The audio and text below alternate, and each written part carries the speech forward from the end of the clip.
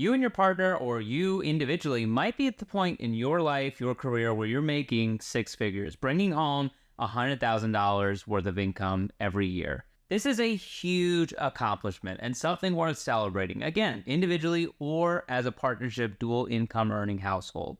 But what does it actually mean when we talk about housing affordability, and how far can your money really stretch with $100,000? Unfortunately, if you just passed this threshold and you're ready to get in the home buying market, or maybe ready to sign that new lease, you're doing so at a time when the market is insane and it's leading to some more expensive inventory than people are used to. So today we're going to break down some tried and true methods to help you set a budget that you can stick to in terms of guiding your monthly housing costs. And we're going to look at some local examples here in Chicago to show you exactly what your money can afford today if you want to stick to your budget.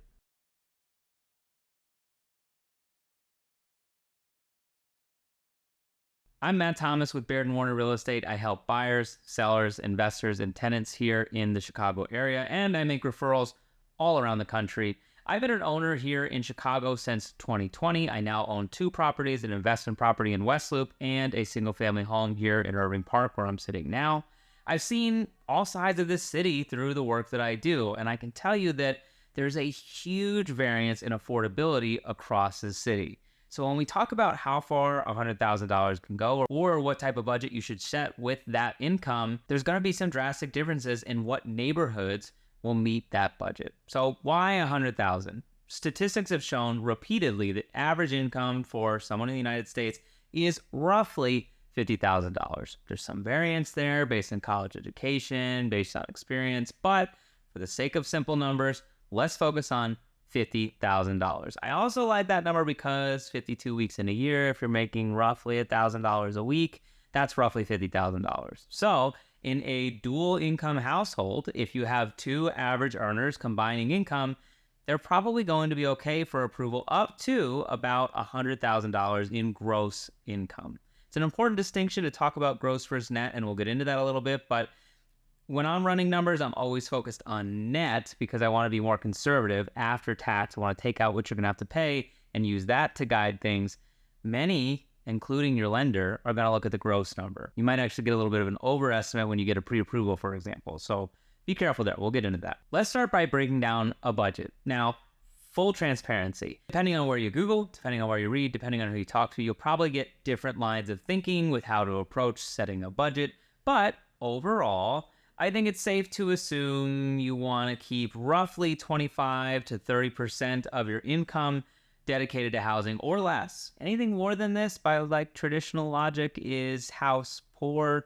You're spending too much on your housing compared to traditional debt and savings goals. So again, keep that 30% threshold in mind. So if we're going back to this $100,000 earner, let's just keep things simple. I know everyone gets paychecks on a different schedule, but for the sake of this example, somebody making $100,000 getting a monthly paycheck is going to make roughly $8,330 each month. Now, obviously, this $8,330 is reflective of your gross income. And as I said earlier, I'm a fan of being a little bit more cautious when running these numbers, so I like to focus on the net income. So let's assume you're going to have to pay taxes on this. Let's assume that you're putting 20% aside for taxes. Might be 25, depending on how far over that six-figure threshold you go, but let's put 20%, should be safe for this example. That means that after you set aside your savings for taxes, your net is $6,664 a month. That's the number that we're going to use to base our affordability on. Not the gross, not the $8,000 and change. We're going to focus on the $6,000 number because that is much more budget friendly and will keep more money in your pocket just in case some sort of emergency pops up, and you certainly don't want to be caught short-handed. Now, if we're going with the theory that house poor means 25 to 30% of your income should be spent on housing, or should be the cap on what you spend on housing, anything over that means that you are officially house poor. You're spending too much on your monthly income for housing. That sets your budget at roughly $2,000 a month. $1,999 if you want to be specific. But again, let's use round numbers, just keep things simple. So $2,000 a month is what you should be targeting as your monthly cost of living, whether you're renting or you buy a place, at $100,000 in income as a solo earner or as a joint dual income family. If you can do this, you leave yourself over $4,600 a month to put towards everything else. Maybe utilities, your car payment, your cost of fun, your cost of food, your cost of everything in life. So there's a reason you set this budget. A lot of it is preventing yourself from getting in trouble if something comes up, unexpected costs in life, medical emergency, which is the leading cause of most bankruptcies. You want to have emergency funds on hand, and you don't want your housing, whether it's rent or your mortgage, to be the reason that you don't have those funds on hand. So this 30% threshold on an absolute high end is a safe budget to stick to. So $2,000 for the rest of this video. $2,000 is the budget that we are trying to accomplish. Some of you are probably hearing that number and scoffing. For better, for worse, if you're in San Francisco, you hear that and you're laughing out loud because you couldn't find that even if you were splitting with roommates. If you're sitting here in Chicago, you might think that's high compared to what you're paying in rent or what your mortgage cost is depending on when you last purchased. But the reality is the average rent in Chicago is around $2,200. So even if you were just renting an average place, which is roughly 750 square feet, you'd be spending more than is budgeted for a $100,000 earner based on this 30% logic we talked about. So it can be a little bit difficult right now to find affordable housing compared to those numbers. And many people are facing struggles in balancing location, balancing updates versus maintaining some semblance of a budget. Some will choose to willingly overspend on housing. So you'll see people that push to that $2,200, even though $2,000 is what's recommended, because for them, housing is a significant factor in their overall happiness, in their sanctity of life, in their ability to perform their jobs. There's many different reasons people will slightly overspend on housing, but doing so carries risk. So let's break down the inventory and see what you're actually getting at $2,000 a month, starting with the rental market. The best way I can think to actually break this down is to show some examples of what properties cost using things that are live right now on the marketplace. So I am an active licensed real estate agent in Illinois. I have access to the MLS, which is the most up-to-date data available on all of this information. That's what I want to choose to at least start the conversation today, specifically with the rental data that we're pulling. So I'm going to go into the MLS. I'm going to pull some rentals that would meet our $2,000 or below criteria. I'll also show you just an overall look at the Chicago marketplace and a breakdown a little bit of where location-wise these rentals are located. All of the properties we're going to look at are in Chicago, so we'll start there. Each of them are in one of the 77 neighborhoods. They might be south, west, north, but we are going to focus specifically on the city for today. The long and short of it is, if you wanted to do this in your local market, you could certainly replicate the same exercise just looking at local inventory. Jumping into the MLS, if we look at Chicago right now, there are 2,859 active rentals. If I insert our $2,000 budget, that's going to drastically impact this. Just taking a look at where geographically many of these rentals are, you can see that they're located all around the city. There's a significant spread. It's pretty evenly spread, really, if we put no budget in it, with all of these rentals around the city. But as soon as I put this $2,000 max in, that, you can see it changes the downtown area in particular significantly. So this area right here, this is the River North region. There was 140 plus rentals. There's now 22. That's 122 opportunities that are priced over the $2,000 budget. So Chicago is a big city. There are 77 neighborhoods. What budget you're holding will drastically impact options in each neighborhood. It's fair to note that the closer you get to the Loop or the immediate downtown area, the more likely it is that rent is going to get exceedingly expensive.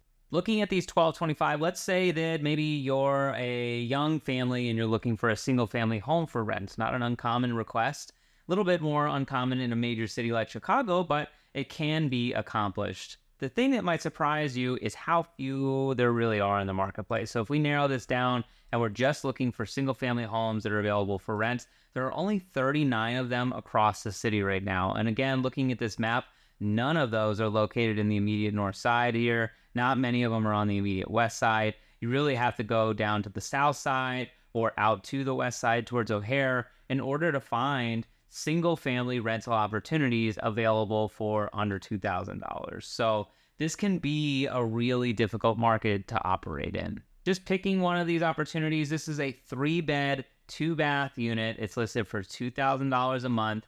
That does not include any of the utilities, so you would need to add utilities into your estimated costs, but this is something that technically on paper meets the budget for your cost of living criteria. If we look through the photos, the outside needs a little bit of love maybe, but the inside is pretty much completely remodeled and redone. Missing an oven in this photo, but I'm assuming they put that in. You can see new carpet, new flooring, freshly painted. One thing to note, this is a relatively small space. Even though it's high quality, it does come with a yard and a garage, which are both high value assets. You're looking at only 792 square feet, and that's if we trust the assessed square footage. I also want to point out that the bedroom sizes here, 12 by 7 in the primary bedroom. You've also got 10 by 9 and 12 by 9 in the two other rooms. So in that primary bedroom, it will be very difficult, if not impossible, to fit a queen or larger. You might be limited to twin or full beds. And in the other rooms, same thing. Anything under 10 feet can be a little bit tight for a queen. Not impossible, but it will feel like the majority of the room. So what you're really getting for this price point is you can get the single family space, but you're getting a single family home in like a condo's worth of living. It's very consolidated. Location wise, this is in West Roseland. So you've got about an hour commute downtown. If you're going to use public transit, you can get there by using the red line. It's just off the last stop of the red line at 95th. Or if you do have a car and you're going to be driving, without traffic, it might be a half hour. With traffic, it could be, well, these days, 45 minutes to an hour. So something to account for. This is certainly more of a commuter territory. I am not a crime expert, so I'm not going to talk about crime in any of these videos. What I will say is if you have concerns about crime data, or if you ever want to pull specific information about crime data in your neighborhood, refer to the CPD local data available. There are crime maps that they share. There are crime data that they share. It's updated to district or ward, so you can get a very good idea of what's happening in that neighborhood before you make investment decisions. In a big city, really in any city, you should absolutely familiarize yourself with the crime statistics, particularly if you are going to be living in that area, as it's something you want to be aware of as a future resident and neighbor. Now, let's say your goal was to keep the budget even lower. You wanted to save some money each month. Maybe you're focused on something like $1,500 a month versus $2,000 that's your absolute max. For $1,500 a month, you can go down in Bridgeport here. I'm looking at a 2-bed, 1-bath opportunity. Pretty great on the inside. I mean, it's not nearly as updated as what we just looked at, but in nice condition, has workable living space. I do think that one of the bedrooms is smaller. It's got an 8 in the dimension, so that's something to be aware of. But in general, again, just looking through the photos, you're not getting anything crazy updated, but you are getting everything you need for a basic rental with amenities. Location-wise, Bridgeport is much closer to downtown, so what you're sacrificing in square footage or quality, you're gaining in location. Maybe a 10-minute drive from the Loop and easy access to public transportation, whether it's the trains, buses, anything close to downtown.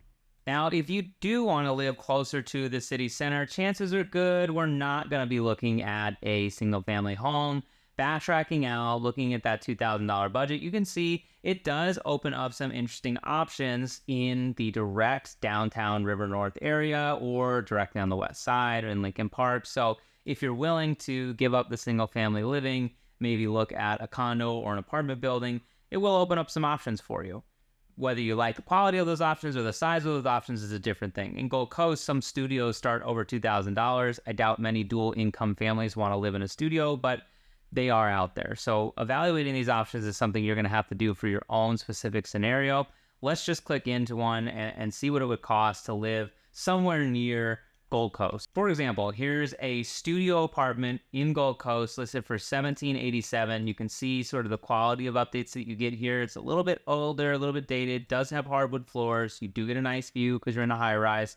You're going to have communal laundry in this building. It'll be in a common laundry room. You have internet access included in rent, but not much else, so you would have to anticipate some utilities costs here. And this space is 550 square feet, so you're certainly paying a premium to be downtown. This is a part of town where you certainly don't need a car. You could live in and amongst the high rises. You could walk, commute to things downtown. So it would fundamentally change some of your cost of living and some of the demands on your lifestyle. But what you're giving up is the quality of unit, obviously, and the space, as you probably are going to be living on top of each other here. Now let's talk about buying a property. So it's important to kind of do some explanation, I think, about how you're going to actually be qualified for a pre-approval when you're looking at your loan. Your lender, as we discussed earlier, is going to look at your gross income, not your net. So they are going to use that $8,330 number that we talked about at the beginning of the video if you're making $100,000 a year. And usually they're going to give you about 50% of that when applying to your maximum monthly budget. So this is assuming you have no other debts or anything like that, right? So starting at 50%, you started at $8,300 income a month. Your lender is going to limit you to about $4,115 a month as your max spend on monthly housing. So that would be your principal, your interest, your taxes, your income, and your HOA fees if you're in a condo. Some lenders might be more stringent with this, especially as money gets a little bit tighter in the economy. So we have seen anywhere from 30 to 50 as a range, but many lenders, particularly if you're going to something like a larger lender, something like Guaranteed Rate, you'll probably be able to get that 50% ratio. They will subtract out any debts, as I mentioned. So if you have credit card debt, if you have payment obligations on other loans, that will all come out of that calculation.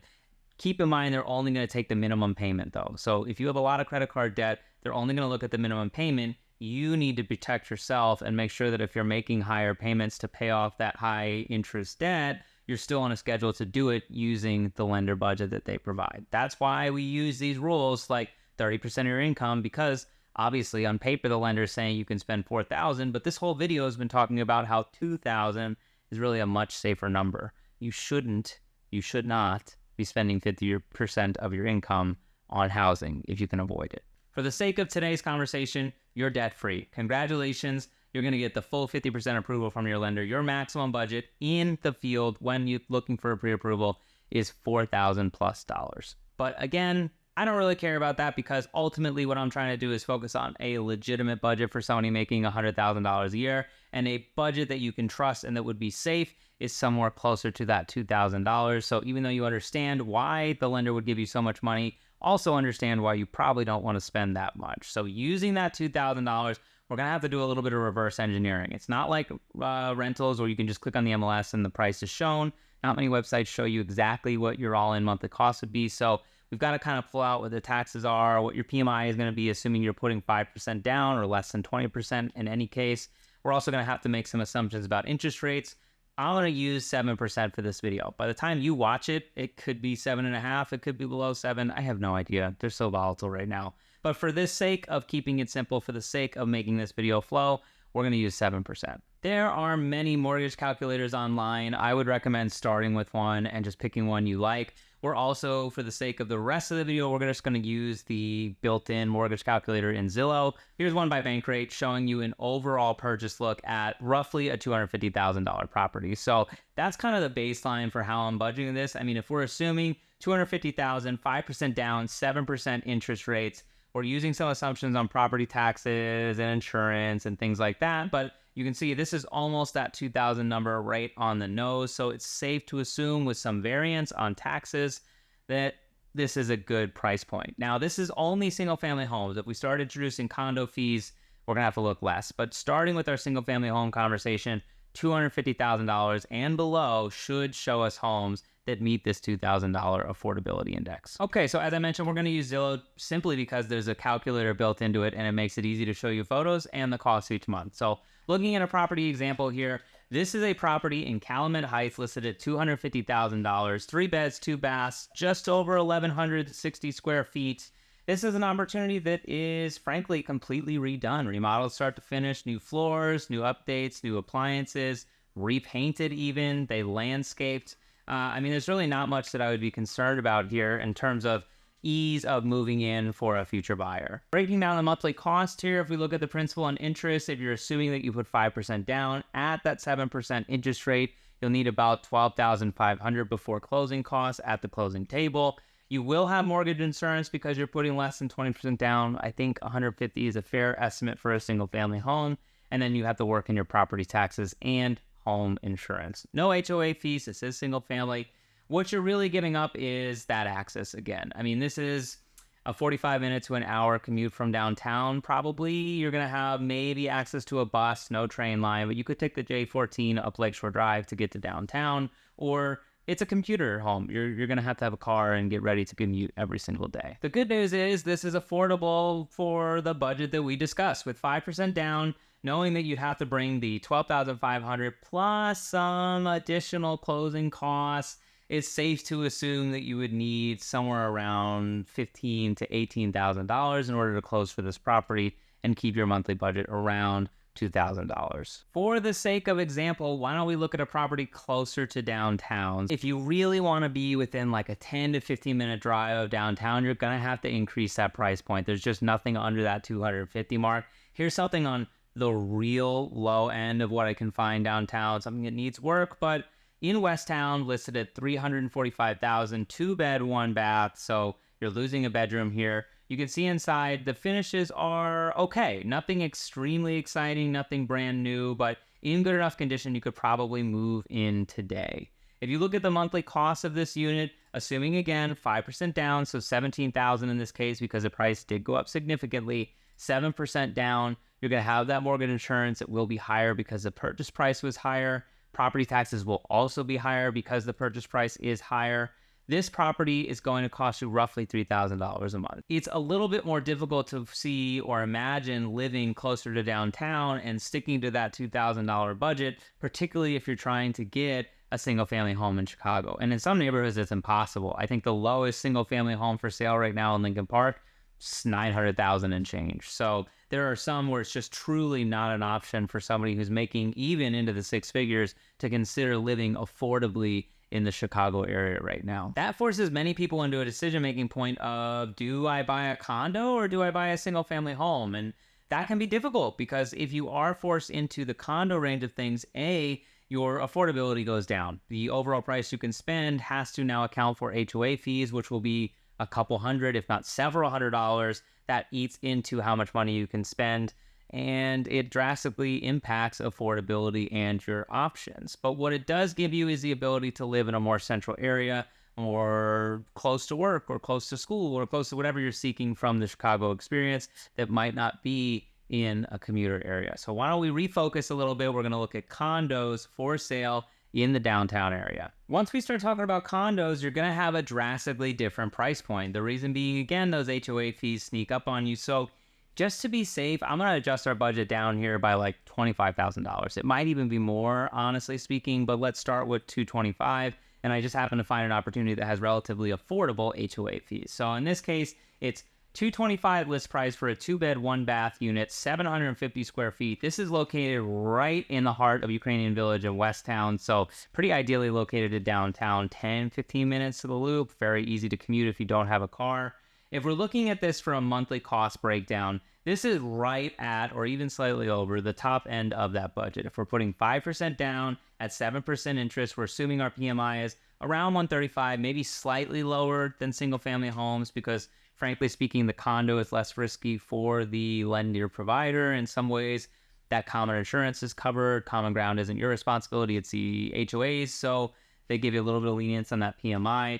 Your home insurance around $79, and your HOA fees in this case are $175. Again, very forgiving, very reasonable for a 2-bed, but it does drastically impact affordability. So what you get for this, I mean, you have in-unit washer dryer if you want to count that convertible there, but it's a nice unit. Wood cabinets, wood floors, looks like it's in pretty good shape. The bedrooms here are a little bit smaller. You can see from just the dimensions that they show, a 10 by 7, you've got a 12 by 7, so you're probably not sneaking a queen in either of those. Might be full territory, but it's a beautiful looking unit. You get some great outdoor space. You do have the washer dryer in the unit, technically speaking, and location is what you're paying for. The idea that you can be downtown and in this space for under $250,000 is pretty affordable for Chicago standards. Let's assume you aren't so lucky. I mean, sub 200 HOA fees, particularly with 2+ bedrooms, is relatively unheard of. That's a very difficult thing to find and accomplish in Chicago. So let's assume instead you've got HOA fees $300-400. They're sneaking up there a little bit. That's going to adjust your budget down to that $200,000 mark. And that really does push what you can afford down the list in Chicago. If we're looking here, here's a prime example of something that's centrally located in the sense it's near UIC, it's in Tri-Taylor, it's a good opportunity for growth. This would need some work though. As you can see, the bedrooms are a little bit smaller. The kitchen's in okay shape. It probably needs a clean more than anything. Hardwood floors. You do have a little tiny bit of an outdoor space, although it's more of an emergency escape. Looks like there's parking in the back here. So this is very standard condo for what we see. Now, one thing that's not standard is you do get 4 beds here. It's rare to see 4-bed condos. So that's a bonus. And 1,600 square feet is a larger space. So what you're sacrificing maybe in quality, you're gaining in square footage. And that's the trade-off here. Taking into account the HOA fees here are 267 or 276, excuse me, slightly higher, putting 5% down, 7% interest rate. You've got your property taxes. This would be around 1864. So this actually be slightly below that affordability index. So again, somewhere between that 200 and 225 range is probably going to be really comfortable on the condo front. You're going to sacrifice depending on closeness to downtown. The closer you are, the higher the price per square footage will be. And that's universally true in the city. If you're close to a loop, it gets more expensive per square foot. So the reality is it's too expensive to live in the Chicago metro area for many people, whether you're renting and you just have a lot of bodies you need to find bedrooms for, or if you're buying and you're trying to keep that affordability metric low. As interest rates get worse, this math only gets harder. So unfortunately, we're in a time right now where people are having to make decisions that are directly correlated with affordability. And we're seeing more people leave Chicago for more affordable cities or leave the central area of Chicago for more affordable neighborhoods because they can't find options that make sense for them in the downtown area. I don't know exactly where this is going to go in the near future. I do think there's going to be a high degree of volatility, particularly with interest rates in the marketplace for the next little bit here. And unfortunately, I don't see any major price correction coming, at least on the buy side of the market in the near future. There could be some slight rent relief. We've seen some softening on the numbers there, but in reality, many homeowners here are only charging what their cost is each month for their tenants, and that's gone up significantly if we look at property taxes and some other variables outside of their control. So even if they want to give tenants a break, they might not be able to give as much as a break as the tenants really need to make that unit more affordable for them. So that's what I have for Chicago. Hopefully this gives you a really strong idea of what's in the marketplace right now, what you can afford as a 6-figure earner. Congratulations, you've made the mark. Now you have to deploy that in the marketplace, and the nature of the market right now is it can be very difficult to find options that work for you. If you're looking today and you're frustrated with what you're seeing, please contact my team. We would love to help you find the right home. I can't create inventory. I can't promise things that don't exist, but I can certainly make this process as seamless as possible for you and do some of the hard legwork of finding opportunities that are a good fit for you. If you are finding different data in your area, and maybe you ran these numbers and it's more favorable, please share in the comments. I'd love to see what you're seeing. Is it more affordable wherever you live? Are you priced out of the marketplace? This is a trend we're all dealing with. Rent is up, cost of living is up, so people are trying to find affordable options. If I can help in any way, please don't hesitate to reach out. The links are in my comments to get in touch. Thank you. Have a great day. Stay safe. I'll see you soon.